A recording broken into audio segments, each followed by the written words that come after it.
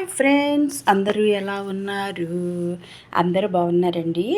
మరి ఈరోజు మన ప్రశాంతీస్ కిచెన్లో పచ్చి శనగపప్పుతో పాయసాన్ని అయితే ప్రిపేర్ చేస్తున్నానండి. మీరు కూడా ఈ పచ్చి శనగపప్పుతో పాయసాన్ని ప్రిపేర్ చేసి టేస్ట్ ఎలా వచ్చిందో నాకు అయితే కామెంట్ చేయండి ఫ్రెండ్స్. మరి ముందుగా నేను ఒక చిన్న గ్లాసు పచ్చిశనగపప్పుని అయితే తీసుకున్నానండి. ఈ పచ్చిశనగపప్పుని 6 గంటల పాటు నానబెట్టుకొని కుక్కర్లో కుక్ చేసుకున్నాను.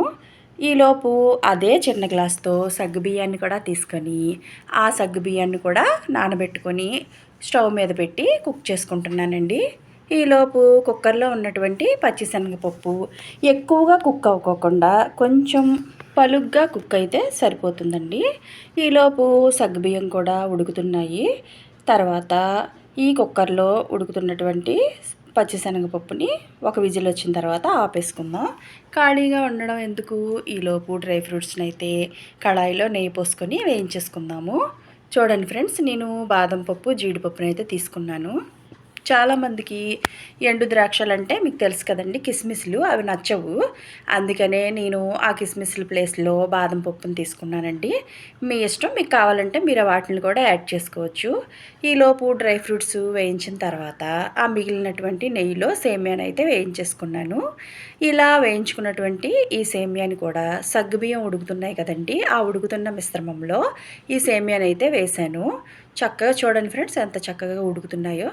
అలా ఉడకాలండి.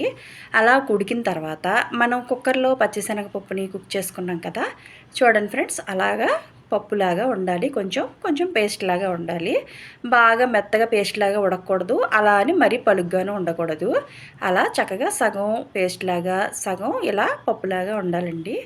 ఇలా తీసుకున్నటువంటి ఈ పచ్చిశనగపప్పుని మనం ఉడుకుతున్నటువంటి మిశ్రమంలో కలిపేసుకోవాలి. అలా ఉడుకుతున్న తర్వాత దానికి సరిపడా బెల్లం, అంటే నేను ఒక 1/2 కిలో తీసుకున్నాను. మీరు ఎంత క్వాంటిటీలో ప్రిపేర్ చేసుకుంటే అంత బెల్లాన్ని మీరు యాడ్ చేసుకోండి. ఇలా బెల్లాన్ని యాడ్ చేసుకున్న తర్వాత ఒక చిటికెడు సాల్ట్ వేసుకుంటాం కదండి మనం ఎప్పుడు టేస్ట్ కోసం, అలా నేను ఒక చిటికెడు సాల్ట్ వేసాను. ఆ తర్వాత ఒక గ్లాస్ పాలు పోసాను. చూడండి ఫ్రెండ్స్, ఎంత చక్కగా మిక్స్ అవుతుందో.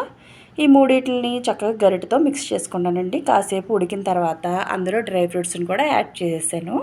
మరి ఆ పచ్చిశనగపప్పు పాయసాన్ని వేరే బౌల్లోకి ట్రాన్స్ఫర్ చేసుకుందాం. చూడండి ఫ్రెండ్స్, ఎంత చక్కగా కుక్ అయిపోయిందో. మధ్య మధ్యలో పచ్చిశనగపప్పు పలుకులు, తర్వాత ఇలా జీడిపప్పు బాదం పప్పు తగులుతూ టేస్ట్ అయితే అద్దరిపోయిందండి. మీరు కూడా ఒకసారి ఈ పచ్చిశనగపప్పు పాయసాన్ని ప్రిపేర్ చేసుకొని టేస్ట్ ఎలా వచ్చిందో నాకు కామెంట్ చేయండి ఫ్రెండ్స్. అలాగే నా ఛానల్లోని వీడియోలన్నింటినీ ఒకసారి చూడండి, ఒక లైక్ అయితే ఇవ్వండి.